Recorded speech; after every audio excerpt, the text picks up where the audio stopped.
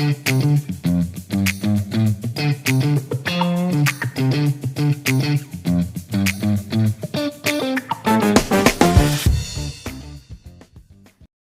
right, all right. Welcome to the Smart Marketer Show, everybody. So happy to have you here.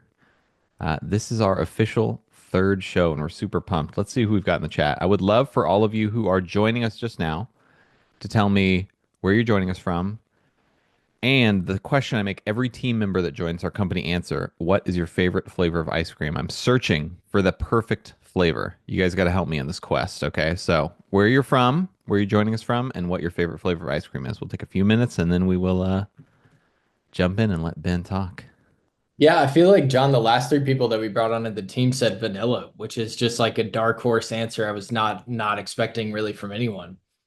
It's a back to basics, right? Like society, we're getting all this anxiety about plastics and everything. Vanilla is like the most pure essential ice cream fundamental. So I think that's the big driver. Yeah, my wife and I have this discussion all the time. I am much more of a chocolate, vanilla, and some sort of peanuts kind of guy, and she's like, "Can I get the cookie butter monster NASCAR upside down blizzard?" And I'm like, "I think that's too much. I think you're not eating ice cream at that point. It's just kind of like creamy, like cake batter mix." If it's a blizzard bin, like Yeah, inherently in its that's name, it fair. implies a level of chaos. I feel like Yeah, getting a that's plain fair. vanilla blizzard is super against the spirit. And if you guys are not from any of the southern states, Dairy Queen, right? That's the Blizzard Central. It is an iconic staple of Texas road trips, and I guess maybe Kentucky road trips too. Oh, big time. Very nice.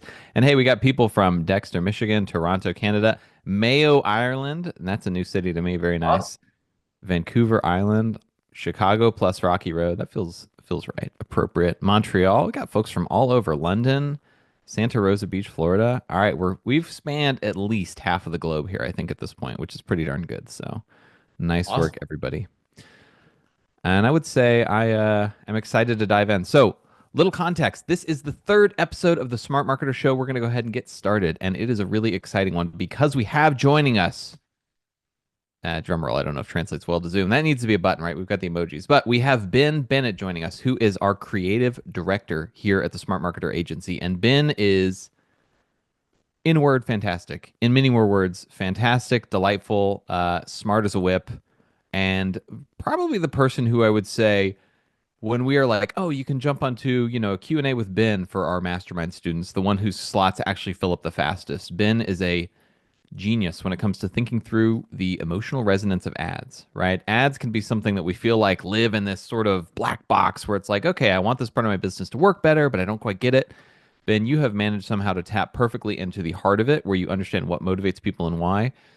But more than that, how to take it and kind of standardize it and make it a system that we can use. And really, when we hired you, we were like, I think we can actually build a creative department around this guy. So we've been doing that for the last few, coming up on a year now, I Cheers. guess. Going Yeah, very, big very time. well. Well, Um, thank you. Yeah, that's a really high word, the high praise. I really appreciate that. It's been a fun ride. And like you said, yeah, it's all about the emotions. And that's going to be a lot of what we talk about today. So excited to get diving in.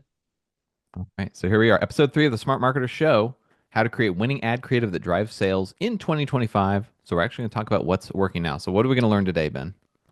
Well, so the first thing we're going to learn today is everybody loves numbers, right? So we're going to start by sharing with you all the metrics that we use when we manage our millions and spend and optimize creative performance, right? So we're going to show you the top 3 metrics that we use and how to think about them when you're launching creatives for yourself.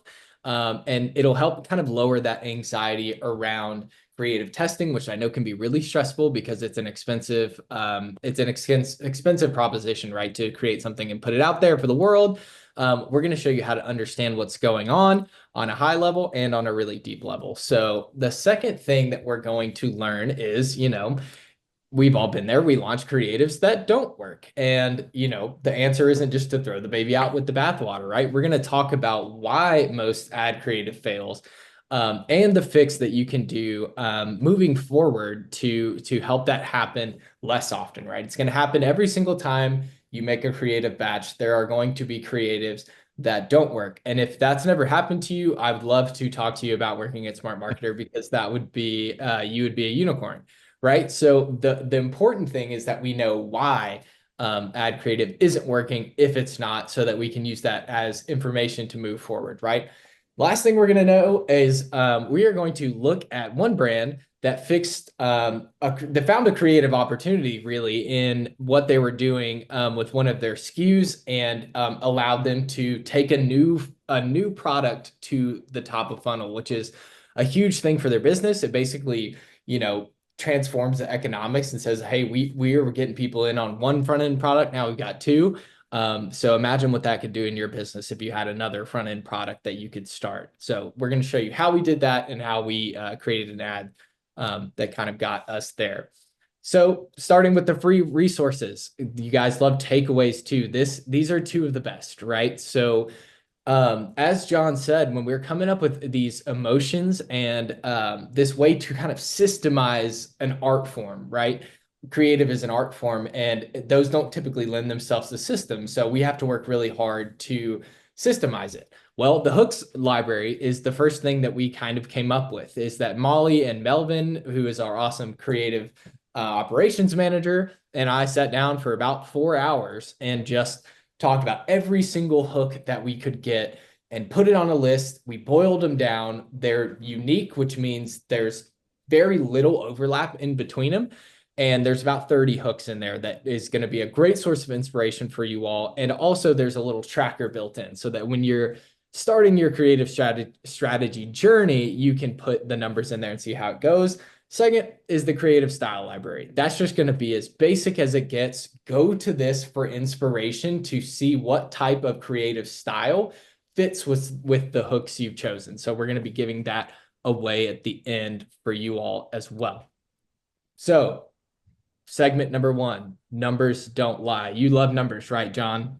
Oh, absolutely. I look at a lot of numbers, though. I think the challenge with numbers is that there's a lot of them, right? There might be even, you would say, infinity numbers, but a lot of them don't matter for what we're doing here. So I think this is going to be a great $5 word, disambiguation, right? We're going to bring some clarity to what to actually look at because the ads platforms have a lot of numbers. The e-commerce platforms have a lot of numbers. It's easy to drown in a sea of metrics. So how many are you going to give us, Ben, that we actually have to look at and care about? We're looking at three today. Three. Okay, I think that's going to be manageable. So everyone take a deep breath and let it out. Your math Yeah. teacher is not here. There's no judgment. There's no anxiety. We are going to get three numbers that are going to help our businesses make more money. I think that's something we can all handle. So, Ben, what do you got for us? Absolutely. So the first number that we're going to talk about, the metric that impacts, these are the metrics that create the most impact of creative. And the first is the click-through rate.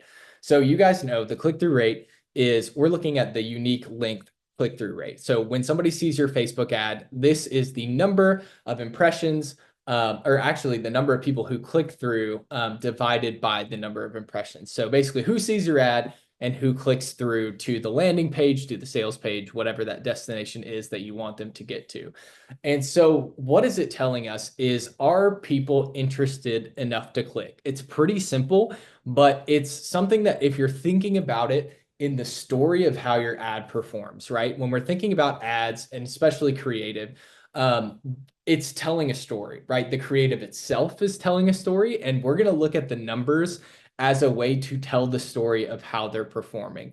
So especially if you're looking at an image ad, this is kind of the first page. So you open it and you see, okay, are people being interested enough to even get to the place at which they're taking an action? Because this is the first step. If they're not taking this first step, they won't convert, right? If they're converting here, then we can move on down the funnel, right? If you open a book or if you start a movie, I'm not the biggest reader. I think a lot of us relate to maybe watching movies. If you turn a movie on Netflix, the first 10 minutes is bad. I'm going to turn it off, right? I'm not going to continue investing all of this time into getting down the rabbit hole of a story that I don't like. So if this metric is bad, then that kind of tells you that that first page isn't good, that we're not getting people to even go down the funnel towards a conversion, right? And so a strong hook is basically evidenced by your click-through rate. So if it's low, then somebody is saying, okay, you're putting something out there. I know, maybe I don't, maybe it's not so clear that you want me to take an action. I'm not so sure that that action is for me right now. So this is kind of step one. And John, you can talk about this too, but it's like this is one of those things that you don't have to run forever. You don't have to spend a ton of money on an ad to know whether or not this number is going to be good or bad. This kind of shows up pretty quickly, right? Like ROAS and things like that can come a little later and be a longer play to see if it's really working. This is something that's kind of an early indicator. Yeah, exactly right. And one thing I will mention super quick, Ben, which I think is good context, especially for Meta, there's two numbers in the platform. There's click-through rate, and then Right. there's unique click-through rate. Right. Do I talk about metrics all day? Boy, I got a lot in my head. But we want to look specifically at the unique click-through rate because the click-through rate, I believe, averages kind of all sessions together where anyone has ever had a chance to see the ad. And so you Right. may see it and say, whoa, I got 6, 7, 8%. But really, we're trying to think in the moment that somebody's scrolling and an ad pops up, comes in front of their eyes, how likely are they to be so interested and curious with the ad and then the copy to nudge through and go ahead and take that action? And I believe this is for all ad types. Someone said this is for purchase goal, but your 1.6% or so, is that for basically every campaign that people are running, right? It's not that ads to a purchase versus ads to traffic versus ads to an opt-in are going to be different. That's the average for uh, Meta in general. Yeah, and I think that's a good point too, because if we're talking click-through rate in general, that would be a lot higher. And correct me if I'm wrong, this isn't a custom metric. This is something that already lives in Facebook. You can go through and say unique click-through rate once you put it into the ads manager. Yeah, it's a default metric. I mean, they got a Yeah. lot of these, but yeah, and this is a tricky one because there's so many variants. But yeah, you're going to want unique link click through rate Yes. because Right. click through rate also can mean in the context of the ad platform, you click on the name of the brand in the ad, you don't even go to the landing page. So unique Right. link click through rate, that's what we're looking for. And our internal benchmark has historically been 1.5 is kind of like, okay, good enough. And so it's nice to see that the average for the industry stacks up just a tiny bit before that. Obviously, greater number, better sign because you're getting more people to the next step. But that's only part of the puzzle here. So what's next, Ben? Yeah, what's next? So that's the first page. So if people are getting to, people can't convert, right? The next metric we're going to talk about is conversion rate. If people aren't clicking through, they obviously can't convert.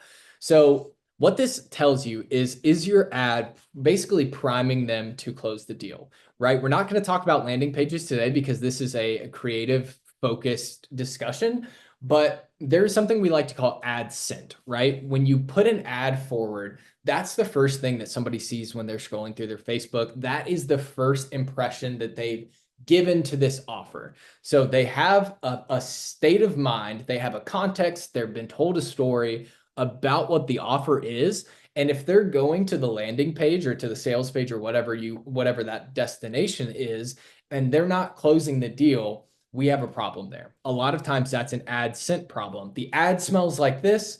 Okay, I like it. I've decided to click through and take the time to get off Facebook and to go somewhere else. And now this smells differently. Maybe it's not, maybe it's because the copy doesn't connect, or maybe it's because it's incredibly salesy. The ad was all emotional. Maybe it's because the ad was all emotional and the page is all salesy. So it really has to do. That's why we look at click through rate first, right? Because that's the first part of the story. And then once they're here, does your ad connect well enough with the information on your sales page to get a conversion, right? And it's about tying creative to revenue, right? We can have amazing click-through rates that are on the hookiest, the most scroll stopping, jarring, shocking ads ever that are through the roof. And if we're getting a ton of clicks, but no conversions, we have a problem there, right? Because we're all ultimately interested in what's the impact of our business that this creative has, not necessarily what's the impressions. How does Facebook like the ad creative that we're putting out there? And you can see low click-through rates and really, really high conversion rates too. Sometimes that can work. So we have to look at these two numbers together as part of the same story. Are enough people getting there? And then are enough people closing? Because it's not just about your landing page. It's about how they've been primed to go from the ad to the landing page. John, do you agree with that synopsis? I know you do a lot of stuff with conversion rate optimization. Yeah, that's exactly right. It's easy to optimize a page to death, right? It's something that I frankly love to do. So Hmm. sorry to all the pages I've killed, but you have to have people set up correctly. And I would say these are almost like inversely correlated sometimes. If you have a super Yeah. insanely Yeah. high click-through rate, it's going to typically be a lower conversion rate because it's a little bit more of that, like what is it, tabula or, like you see those. Look at these Yeah. Of shocking celebrities now. Those things get insane course. clicks, and the products that they're selling have nothing to do with it. So conversion's low. So it's not always about how do I get a 10% click through rate because your conversion rate's going to dip. It's nice to look at both of these because it helps you know how well are we getting people excited and curious, and then how well does that map back to our actual desired end thing. So I think it's good to always have two numbers you're looking at in your head in general. But how does our third one Yeah. fit into the picture here? So we're going to play a little game to Hmm. guess the third metric, right? So the first answer in the chat wins. Again, think we're talking creatively. So I'm going to need your help, John, here. I know you don't know the answer, or can you guess? I'm going to give you a hint. So the first hint is video only metric. Um, See if or John, or what are we getting through here in the chat? Arian, I know you can see the chat and know the answer. So I've heard ROAS, Seymour rate, 75% watch time, hook rate, None so far. Well, through maybe. play, Okay, well, let's view give through another rate, clue. It doesn't care about conversions or clicks. It only cares about attention. views, hold rate. I think we're getting We're getting closer. close. That's we're dancing around it, and I want to hear we love naming things at Smart Marketer, Yes, right? we Like do. we have to have a good name. So this is a ratio of people who pause mid scroll just to give your video a shot. Yeah. Engagement, watch time, retention rate. All Yeah, right. okay. Yes. And I think, yeah, it's good for people to know it's a custom made It smart is a marketer custom. metric that everybody can build in their own ad account. And you'll find it by dividing your 3 second view totals by total impressions. Nice. All right. Here we got it. Mikel Perez, thumb Oh, stop let's ratio. go. Very, Awesome. very nice, Mikel. I'm sure a lot of you are frustrated in the chat. You're like, that's what I was saying. But like I said, it's smart marketer. We like to name things. So we gotta have a name for it, a sticky name. We gotta get the hook, right? So are you tracking your thumb stop ratio? I see the poll going up here. Wow. This is surprising. We're getting a lot of no's. It looks like about 1 out of every 4 people is tracking their thumb stock ratio. Wow, and it's going down. Okay, this is good. This is good. Well, I was hoping that everyone wasn't going to hop in and just say, obviously, Ben, move on to the next thing. This is good. I'm glad we get to work on this together. So, yeah, about 1 out of every 5 person is tracking their thumb stop ratio. So, as I was going through, we're talking about the story that the numbers tell, right? We want to basically get a picture of the customer journey by seeing the numbers and seeing what story they tell. The thumb stop ratio, and again, guys, this is just for video because we can't see how long somebody looks at an image, but this is the percentage of people who watch 3 seconds of your video, and we're going to show you how to set up um, that custom metric for yourself. So it measures the attention, basically the attention grabbiness of your ad. So when somebody's scrolling through Facebook, we think they're looking for ads, but they're just not, right? They're looking for fun videos from their friends and from family, or engagement bait that is terrorizing our world right now. And we need to see how many people are stopping and looking at and actually taking in our videos, and that's for the first impression only, right? So now we're going to show you how to set up the thumb stop ratio. So we'll talk about why it matters first. We kind of dived into a little bit of that. But why it matters is if they're not stopping, they're not converting, right? This is the first piece of that story. It's before the click-through rate. I mean, if they're not stopping, they're not clicking through. This is the first, it's almost like the cover of the book, right? If we're talking about click-through rate being the first page and the conversion rate being the end, this is the cover of the book. And the cover of the book, people say don't judge it by it, but I'm a sucker for that, right, John? All right. Exactly. So another reason this is important is because the high ratio, this really helps for CPMs, right? Because Meta, Facebook wants content that engages people. It wants content that keeps them watching and that they enjoy consuming. That's why social proof is so important on ads for low CPMs and for a better return, right? So if Facebook is saying, okay, people are engaging with this, people actually like watching it, it's going to make that traffic cheaper.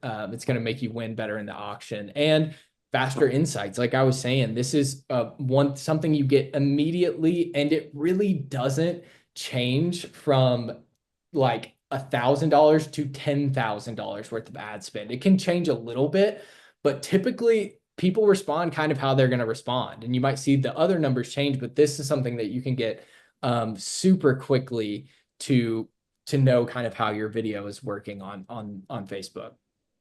Okay. So this is how to set it up. You're going to create a custom conversion and add this formula in. So you're doing this within Ads Manager. And the formula there is 3-second video plays divided by impressions. And so you also want to keep that as a percentage. So you see at the bottom, you have a drop-down box there that says numeric, things like that. You want to have that be a percentage. And so we look at the benchmarks kind of like this. 30%, over 30% is fantastic. If you have an over 30%, you are doing something right. Run with it. Use that hook in other ads. Obviously, compare it with your click-through rate, because again, like John was saying, if you're getting a ton of your thumb stop ratio is super high and your conversions are low, we have a problem there. The scent is off. People are not getting what they've been promised from the hook, or the hook doesn't relate to kind of the end of the ad. 20 to 30% though is kind of where we live, right? That's in the solid range. And then below 15%, it needs work. And that means reworking, the first 3 seconds of your video, right? That we have to jump into the content sooner. We have to put something forward that grabs their attention better, test new hooks, find a way to interrupt the pattern, right? If you look at just all of the engagement bait videos on Facebook, the ones that are so big, they do this really, really well. And a lot of times they use not the best tactics like fear or shock to do this. But we can take a lesson from that and kind of how they stop the scroll. And like I said, we can use it to predict what creatives are going to work faster based on, that quick kind of feedback. So now we're moving on. John, do you want to drop this segment here? Yeah. So now we're talking this just in. And I have been working for, I think, 7 years on perfecting the way Ezra Firestone says it. Yeah, that Haven't was gotten it good. quite That was right. a great intro.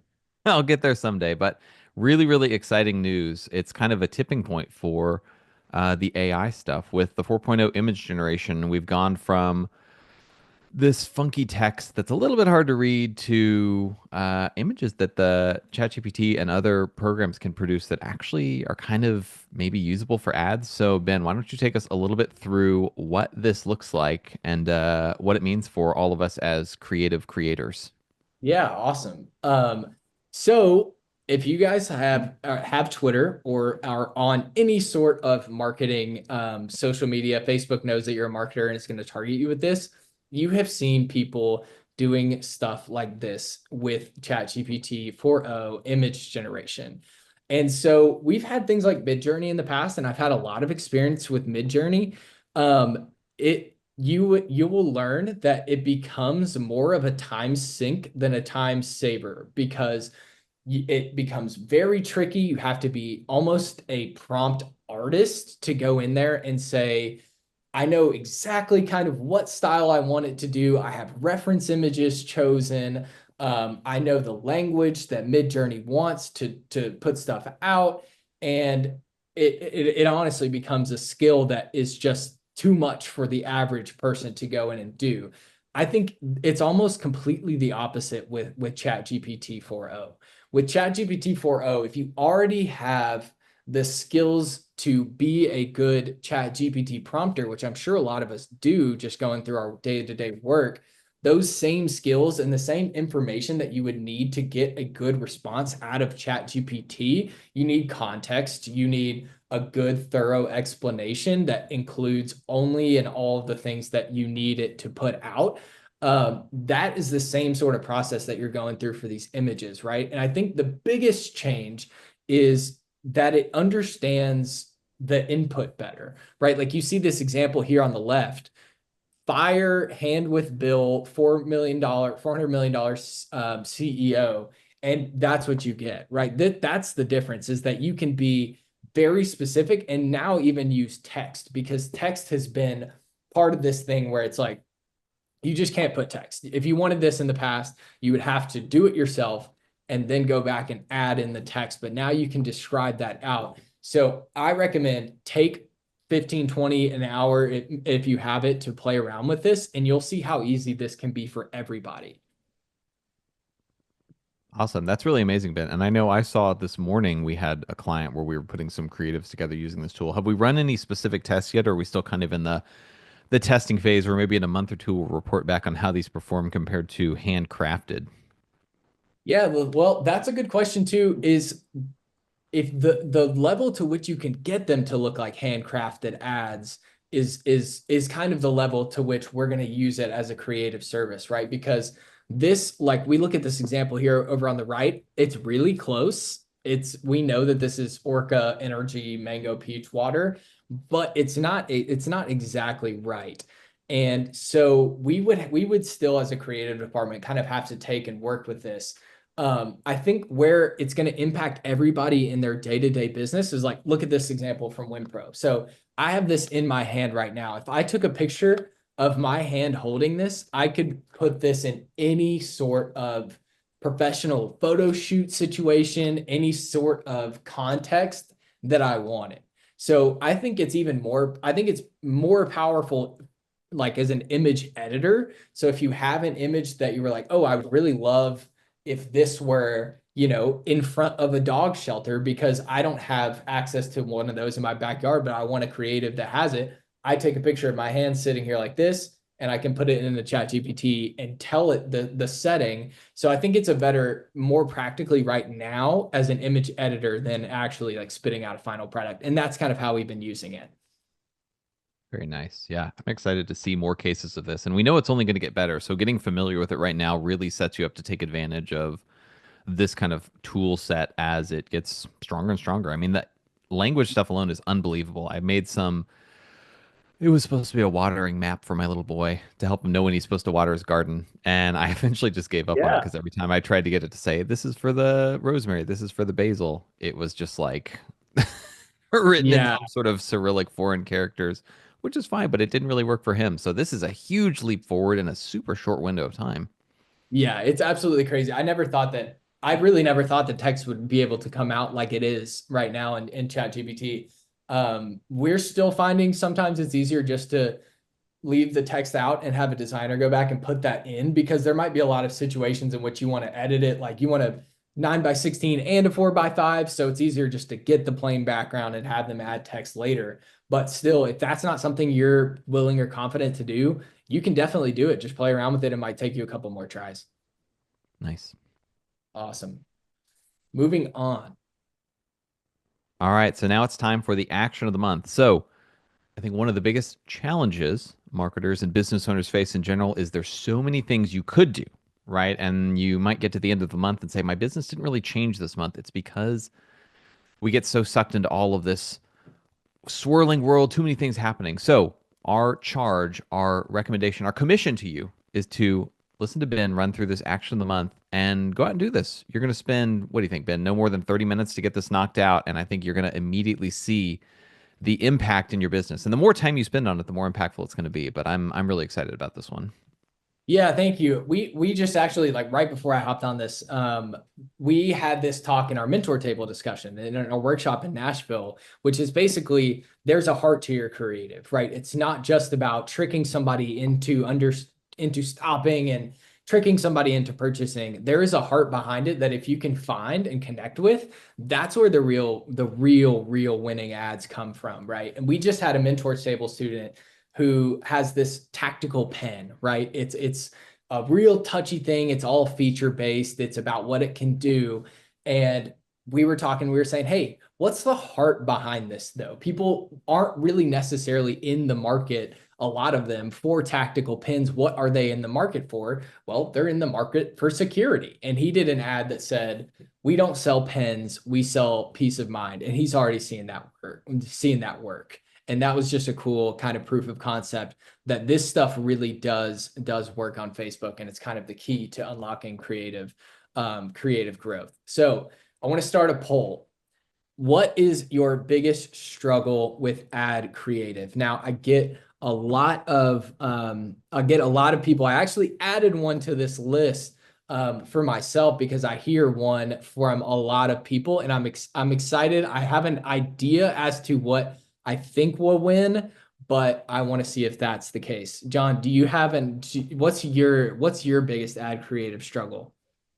Oh, that's a really good question. I would say it's probably the production capacity for me individually. We actually have an amazing team, but there's this saying Ryan Dice said when I used to work at Digital Marketer that always stuck in my head, which is the cobbler's kids have no shoes, right? We spend less time producing new Very creative for our own business. So we have tons of great ideas, but we get a little blocked on the production capacity. So I know it's actually something I've got on the docket for this week and next is to meet with Ben and say, hey, how can we treat ourselves more like a client to get more Yeah. stuff made? Yeah, that's the one I added to the list, and that was the one that I thought was going to be the most popular.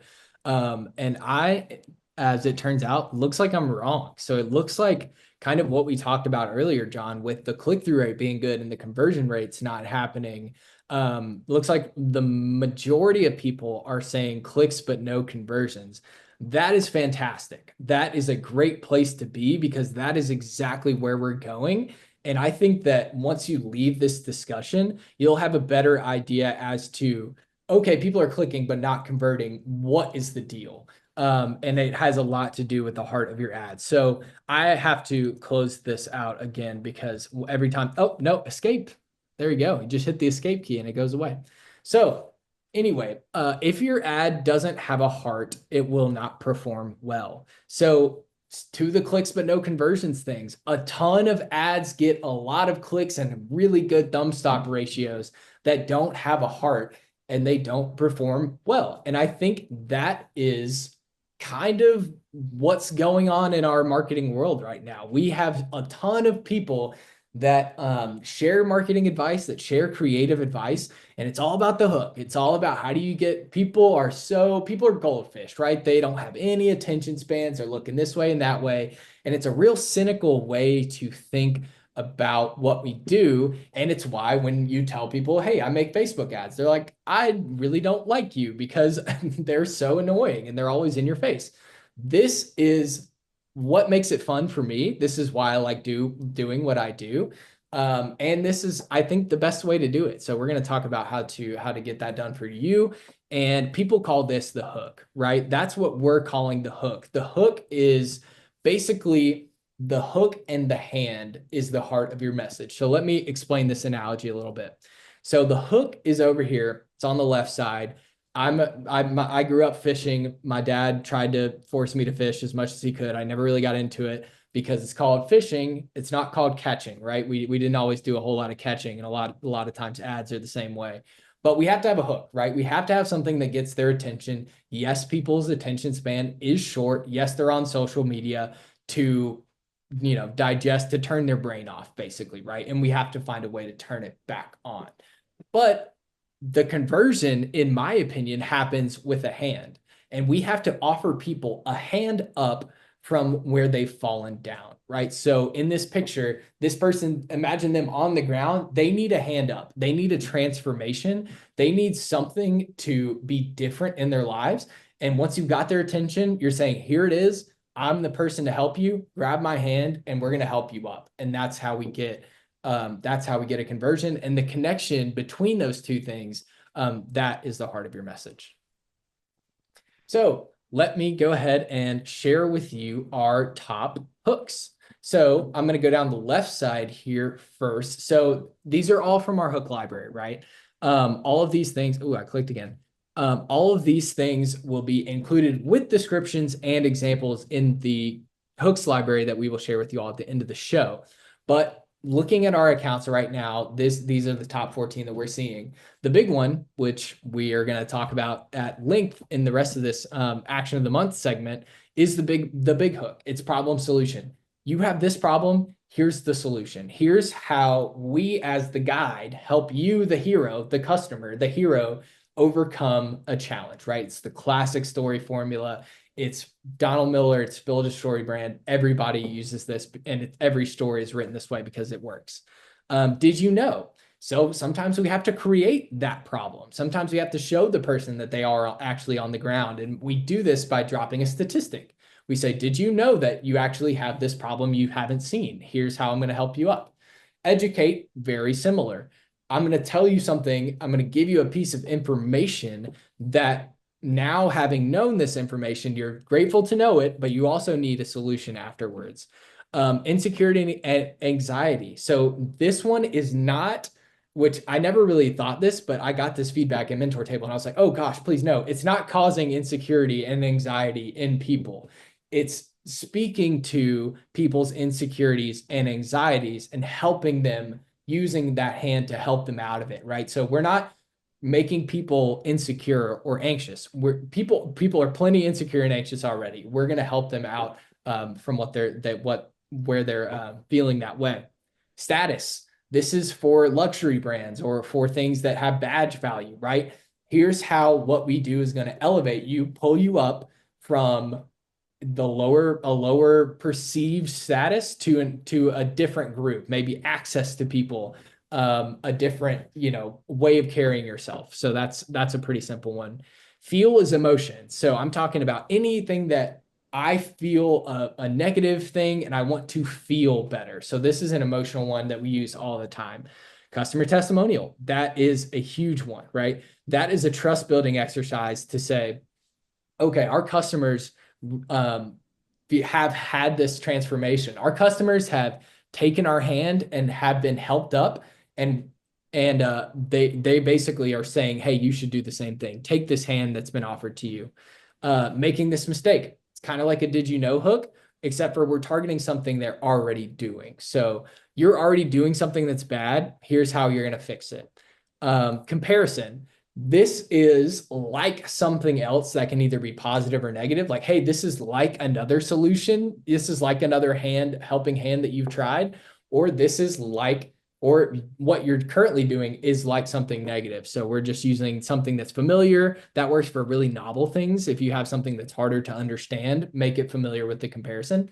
Values is saying, here's how it is. And to use a Kentucky slang, like it just ain't right. It just ain't right. And here's how we fix it. Here's how our mission, this is a lot of the mission statement type of stuff, is to make that right.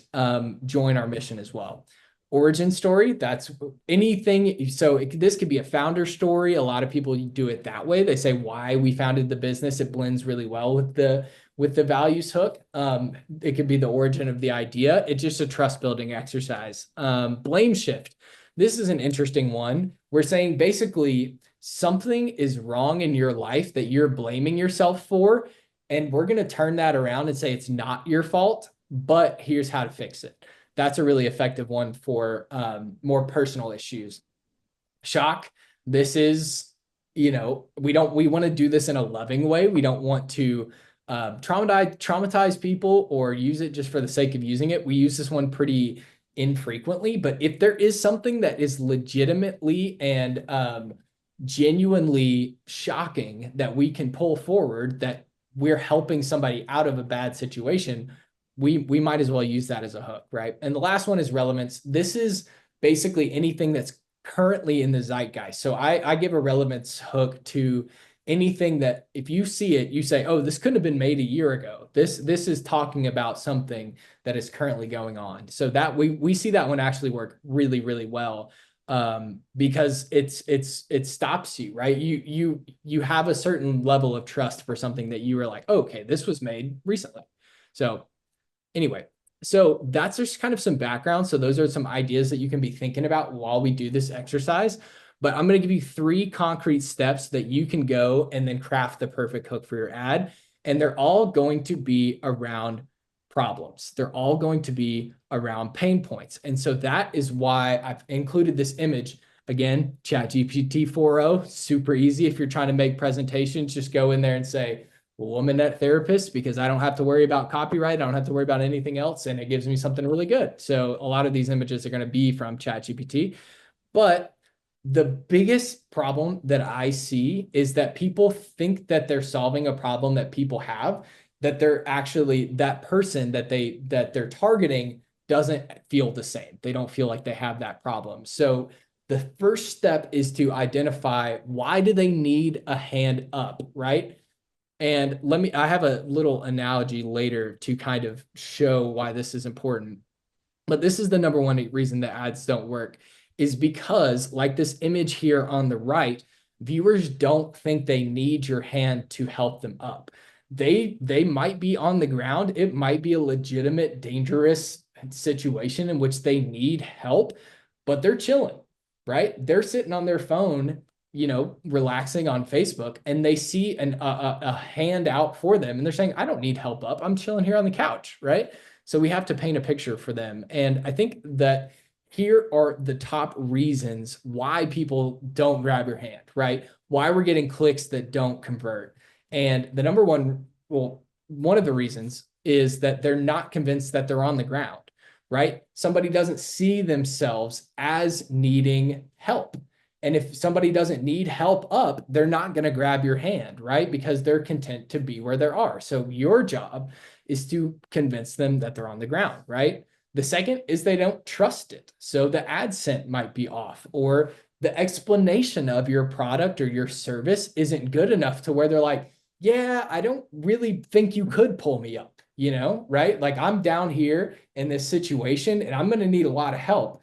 I'm not convinced that your solution is the one for me. I'm going to wait for a different hand to pull me up, or I'm just going to stay here, right? And that happens in the explanation of how you do what you do and how you show somebody that you are capable of doing that transformation, right? Another one, they want to be helped up, but not right now. That is a problem. Yeah, I understand, but I'm not really willing to break this attention cycle that I'm just scrolling through Facebook. Yeah, it would be nice to have that solved, but there's no urgency behind it. There's no reason to act now. And I think that's where relevance comes in a big time in how we frame our offers. And so they think getting up will be too hard. They say, yes, I want to take that hand, but I'm so dirty. It's been so long since I've stood up. The explanation of how you've said that you're going to pull me up is just too hard. I don't think I'll be able to do it. And this is the biggest one, I think. And they just don't understand it. They don't see your hand. You think that you're standing over somebody and saying, hey, buddy, I'd love to help you up right here. That's what you think your ad is saying, but it's actually not. It's saying something completely different, and you're not connecting with that person who doesn't really realize they might be on the ground. So remember, your job is not to meet them there on the right side where they know, where they're already on the ground, where they're already really looking for a solution. Your job is to meet them there on the left, where they're scrolling through their phone. They're not necessarily in shopping mode at all or in lead magnet taking mode. They're just kind of, going about their day. They want to turn their mind off for a little bit. Our ads are what has to get to them to consider themselves there. Because trust me, there are areas in their life, there's areas in everybody's life where they are on the ground and they need a helping hand up. But if we don't prime them to consider that, then they're going to gloss over it, right? So our job is to get them in the frame of mind to where, okay, maybe I am on the ground and need a helping hand. And then lastly, we just help them up by convincing them to take us up on our offer. And so here's a simple exercise you can do. So what is a situation in which my avatar faces the struggle I solve the most poignantly? This is literally the first exercise that I do when I come up with ads, right? Because just a little behavioral science tidbit for you all. Context is what we use as humans to create emotions. All of our emotions are predictions about our surroundings that we've kind of created through what we've been taught, our life experiences, and all of those kind of mix together in our brains as context.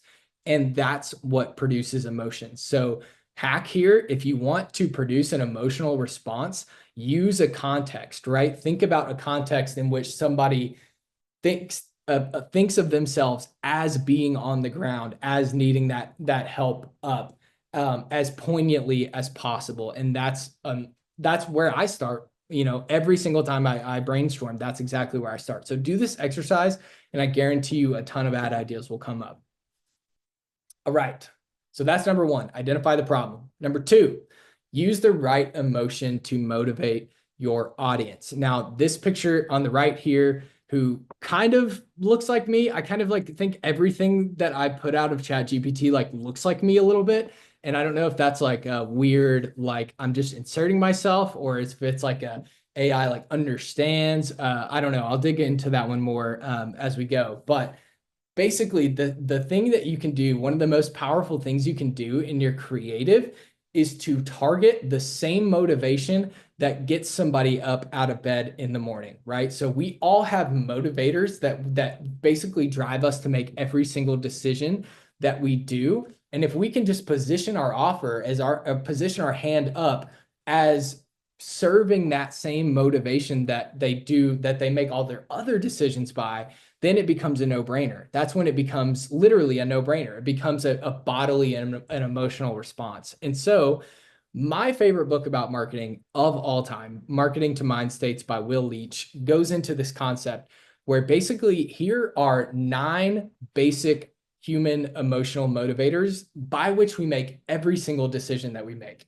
So every single decision is based on either a desire for or a lack of, like we want more of this, or we lack it, so we want it in general. And so you can go through this list, and basically one of these things are going to jump out to you all in how you're thinking about the offer that you have. You're saying, oh, my offer really does help somebody belong, or my offer does help someone have a feeling of security. If you can take that and put it in the language, in the story of your ads, then you are targeting their internal motivation, right? It's no longer, I'm going to push you so hard that you decide to convert and take me up on the ad. It's that, hey, I'm here with you. This is a no-brainer decision because this is going to help me accomplish the goals in my life that I already have, right? So read this book, take this list, and go through and see, hey, where does my avatar fit in here? What if they were to take me up on my offer, it's because they want X, and it'll be in this list. Choose 2 or 3, and that'll really help you kind of get a sense for your ad idea. So use the right emotion to motivate them. Last part is really simple, right? It's just use a visual hook to show the problem in the beginning, right? We're taking that context, we're taking that problem, and we're taking the emotional motivator, and what situation, what visual way, how can I show this in a way to where somebody sees it, they are immediately there. They are immediately, okay, now I'm on the ground. I'm in this situation where I need a hand up. I need a helping hand. What situations do people find themselves? How can we show that visually? And you can use the Creative Styles Guide as a really good way to go through and say, okay, this ad format supports the way that I want to tell that story. So that was long-winded. It's a lot of actions, but it's my favorite thing to talk about. And hopefully will help you get a sense for how to brainstorm some emotionally motivating, powerful creative. Yeah, that was fantastic, Ben. And I think it's good to remind people the Hook library, right? Great resource Right. been put together that's been shared, has a lot of practical examples, because I think one of the hardest things is that was a bunch of really good information, but you're kind of like, okay, what does this look like in Yes. my business, right? And so I think really the best way to learn is to look at examples. But one question I have, quick, Ben, and then we'll do this next section, is Yeah, of course. when we're thinking about a hook, how does that fit into an existing ad? Are you thinking that a hook is we change the first 10 to 15 seconds? Is it a complete redo of the ad? Like, what's the context people should think about the hook as fitting into their pitch and their customer testimonials they might include in the creative? Yeah, it's a great question. I think it depends on a couple of things. Like, if you are a market-centric business, then there's an infinite number of hooks you can come up with, right? Because the hook, I think, should be the same in the offer on your landing page, on your sales page, as the one from the ad. So if you are, where does the hook fill into this whole thing? It's not just let me go out and try all of these random ones and see if they just filter in.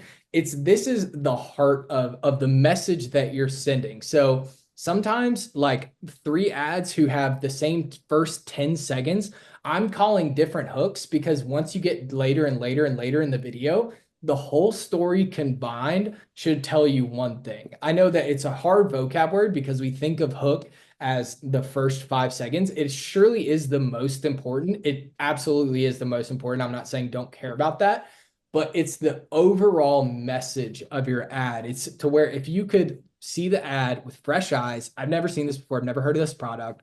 I'm going to watch it. And what is the message I'm left with? What's the transformation I'm going to kind of like experience? And that is what I'm calling the hook of the ad. And it's not necessarily just the first 5 seconds or first 10 seconds, even though that is really important. Does that Perfect. answer your question, do you think? Yeah, exactly right. I just felt like that was something where I think it's a good context. One of the hardest things in all of this marketing game is definitions because we all It's mean vocab. slightly different things. So I think it's a good grounding for us in that. But yeah, Yeah. I like that.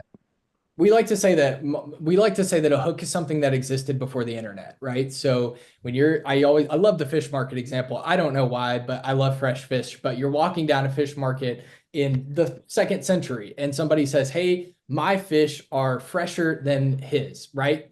That's a hook. Or my fish has the best price. That's a hook. And those are all things that it's just kind of the overall message, not necessarily a tactical Facebook ad strategy. Very nice.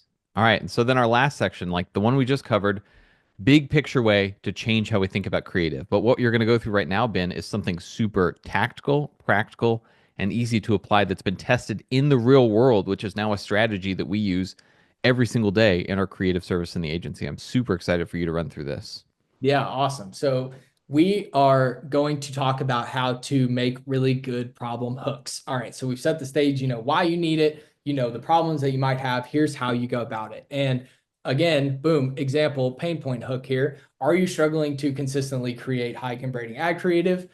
You're going to copy this style. And this is the basic framework we use for pretty much every ad that just comes out in different flavors.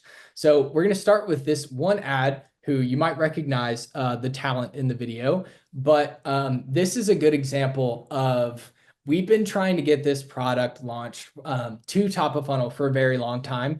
What was the problem? We couldn't figure out what the problem was that people had. It's a hip and joint supplement. We think, the lowest hanging fruit there is that people don't want their dogs to, grow old early, right? It's a longevity thing. It's an emotional hook. It's just hard to get that one working. We're not seeing that work. And so this was something that we found looking through reviews that actually came out in a really good hook that worked. So we're just going to go ahead and start here. We won't watch the whole thing, I don't think, but we'll just kind of talk get about something that. off my chest about the dog supplement industry. Okay, so just pausing it here. This was one of the variations, one of three, and it's the one that worked the best. And I'm not surprised because there's the hook, right? I've got to get something off my chest about the dog supplement industry. Boom. Like you think this guy right here, this weird guy is about to dive into a spiel about, rage, like what is the dog supplement industry that's doing? I wasn't even mad about that before, but now I am. Like, what are you going to say? So there's the hook, and then we'll start offering the hand as we go. Oh, and I click to the next one. To get something off my chest about the dog supplement industry. So if you have an older dog like I do, come here, buddy. That is my dog, by the way. You might be wondering why a hip and joint supplement has never worked for your dog. I hate to break it to you. Probably because everything you've tried is just the same ingredients in different packages. Yeah, so that's the problem that we ended up finding that people had, right? It wasn't that, my dog's getting older, it's moving slower, and I need something to reverse that. It's that people already know that, and the people that already know that are already trying hip and joint supplements.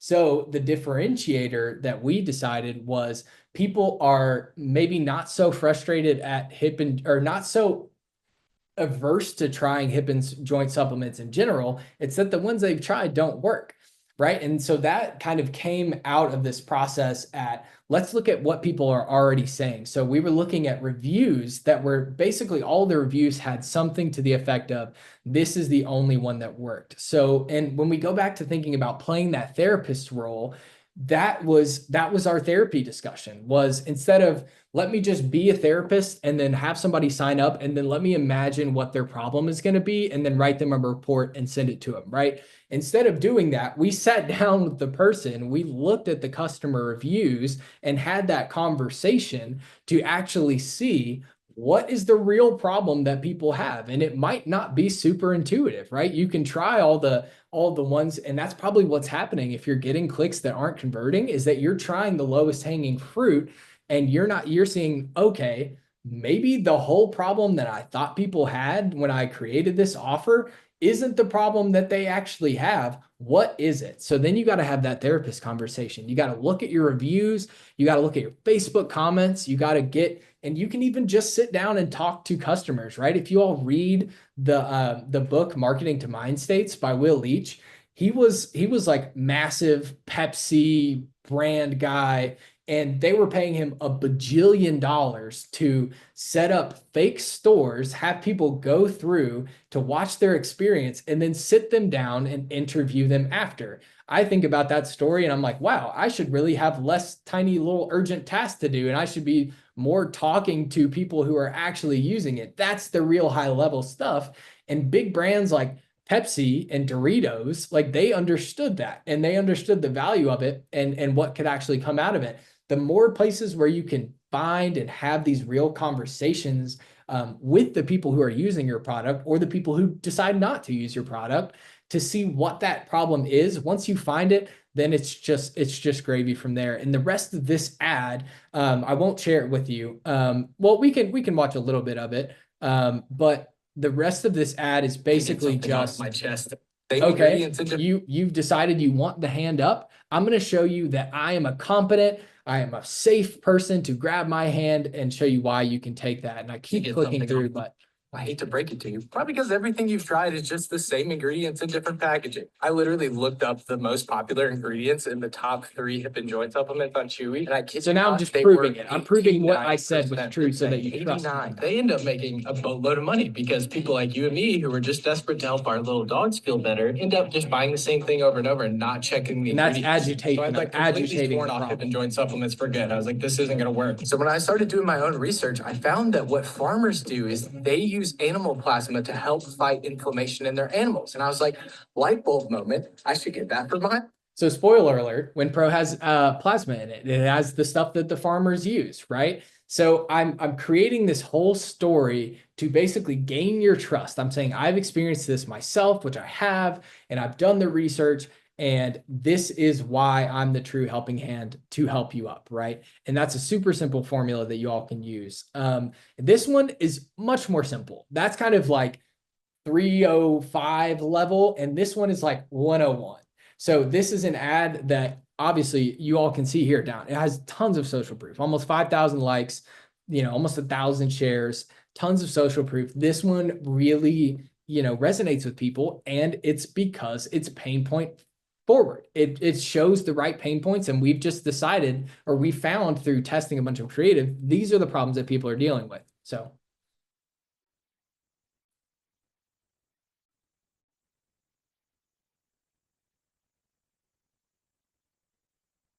there's no sound there, but if you were to hear the sound, you would hear my dog Milo barking with the loudest, shrillest, most ear-piercing bark you've ever heard, and then him coming inside, right? That situation was that first exercise that I told you to do, was saying, okay, we have these treats that calm dogs down. What are the contexts in which it's the most stressful for people when their dogs are not calm? What is the situation in which they need the transformation that we're offering the most immediately, the most poignantly? And it's when guests come over, right? Because it's not a huge problem when they bark at the mailman. Yeah, that sucks, and I feel bad for them. But it's when guests come over, I'm embarrassed, they're embarrassed, they might be uncomfortable, they're afraid of dogs, the stakes are so much higher. And so out of that context, I was like, okay, that's a perfect context for this ad. And it's only because I thought about what transformation do they want, what is the context in which the lack of that transformation is the most painful? Boom, you've got an ad idea right there, and one that works in a ton of different situations. So pain point driven ads win, period. all of our best performing ads share the one thing in common. They show the pain point fast, visually, and I think the most important part is powerfully. So in a lot of ways, it's kind of like your creative firepower is based on your ability to get really good, powerful pain point visuals. And so that's where I would invest the massive, the biggest part of your energy creatively into getting really good pain point footage. So here's how to copy this win. You're going to start by listing the 3 real pain points that you think, as the therapist, that your product or service solves for your audience. Second thing, you're going to list the top 3 motivators. So take your product out of it and just consider your avatar. What gets them out of bed in the morning? What makes them go to work? What makes them work hard? What makes them take time off? What motivates your audience apart from your product or from your offer? And the last couple things are figure out how to show it visually. So this is something I use too when I'm stuck. I use this ChatGPT prompt. I'd say my audience struggles with pain points and is motivated by, I think this is important so that they get a picture of how to speak to your avatar, and is motivated by this. Give me 3 real life contexts. So we're looking for situations. We're looking for scenes. Think about if you were a director, you're looking for a scene in which you can portray this, in which this person struggles with this problem the most poignantly, and things they do to try and fix it. So we can just throw some failed solutions in there to prove to them that we are that person, to help them up and to give them a hand. And the last thing to do, take those ideas, put them down on a checklist, and then prep a shooting day. Literally, I cannot stress to you all enough that the most valuable return on your creative energy will be getting this pain point footage, because once you have it for a million different ads. The thing that you can, replicate yourself and that's easy to produce is, how do I explain how it works? How do I show the results? Or how do I, talk about our money back guarantee? All that stuff is super easy and you can do that yourself. This is the stuff that's harder, and it's the thing that's going to differentiate you with people when they're scrolling through Facebook and being, blasted by a million ads, right? So I think that's pretty much all we've got here. Yeah, I got a couple quick housekeeping things, and then I know we're at time, slightly over time. We'll take a few questions if anybody has anything they want to ask Ben. Now is the moment. But yeah, thank you, Arian. Give it up for Ben. Let's have some, the equivalent of the golf clap for Zoom is the clap emoji, I think. So let's drop some clap emoji for Ben. That was fantastic. Thank you, and really super fun to end with the ads you shot, because I think you are extremely good at making ads. So very, very nice work. Yeah, I missed my calling as a UGC creator. I'm not the one that hires UGC creators, which I think is fine too, but I did miss my calling, and I like the opportunity to do it every time I can. All right, you got claps in the chat for sure. So 3 quick things I'm going to tell you, and then if you guys have any questions, drop them. But one, share this, right? Smart Marketer Show, this is our 3rd episode, growing and getting bigger every single time, but we would really like to make this a big staple, right? A place where we can get together, we can do a little bit more interaction, we can answer some of your questions, and we can bring you guys the best strategies that we're seeing work every single day in our agency that spends, I don't know, something on the order of $3, $4, $5 million a month for clients, right? So please share the Smart Marketer Show with your friends, other people you think this would be helpful for, business owners you meet. We just want to give away as much value as possible, and make sure you grab those awesome resources. 2, I want to give a huge thank you to Arian at Webinar, and that's WBNR, for his amazing work behind the scenes on making this show come to life. This was an idea that he pitched to Molly a few months ago, and it's really, really exciting. I think this is just like the natural next progression. We used to do all of these webinars where we'd get all this work and crazy energy and hype, and they would just kind of get built up, and so he's helped us transform this into something sustainable, like long term. I'm really, really excited that we're planting these seeds now. Yeah, ditto. Yeah. And then lastly, just a quick shout out, Smart Marketer Live. It's far away, but it's going to sneak up on you, right? We're going to be getting together again in Denver at the Denver Art Museum in this incredible venue, October 7th and 8th. If you guys are interested in some community, some connection, an event that's not like every other event you've been to, please come join us, come check it out. We have our super early bird pricing right now, which is basically the pricing that's available before we've announced all the speakers. But we'd love to have you join us. We had a great time last year. We had over 300 people from, I think, 14, 15 different countries. There was over $1 billion worth of revenue being generated in that room across all the businesses. So I think this year is going to be even better. We've added some more people. Got some amazing resources, and we'll have even more case studies like the ones Ben showed at that. Awesome. And thanks for all the kind words in the chat on that. Okay, so Ben, I know time is running. We've had some folks leave, which makes sense because our calendars are our big Make dictators of how we spend our time. Are there any questions you guys have? It's not that often that you have a chance to pick Ben's brain. So while I'm letting people write some questions, Ben, I will tell you, are you familiar with noodling?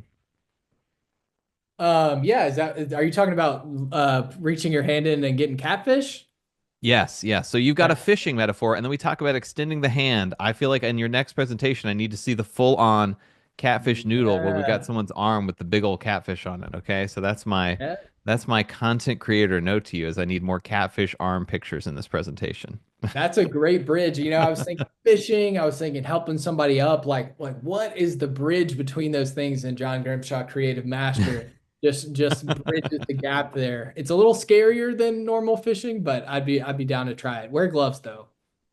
Vulnerability is required to be a great creative Oh, creator, right? Like so true. Oh, it's so you true, put John. yourself out there. So I think that's the big block is a lot of people are like, I don't want to be on video, so I'm just going to do a static creative that's just not going to work as well, right? So we got to push people to take All right, chances. guys, you have to promise a vow of silence on this call that if I share this at Smart Marketer Live, you can't just be like, John came up with that.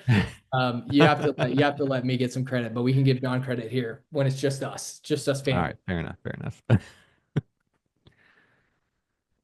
Any All right. questions? Does anybody have any burning questions, next steps type of things that they want addressed?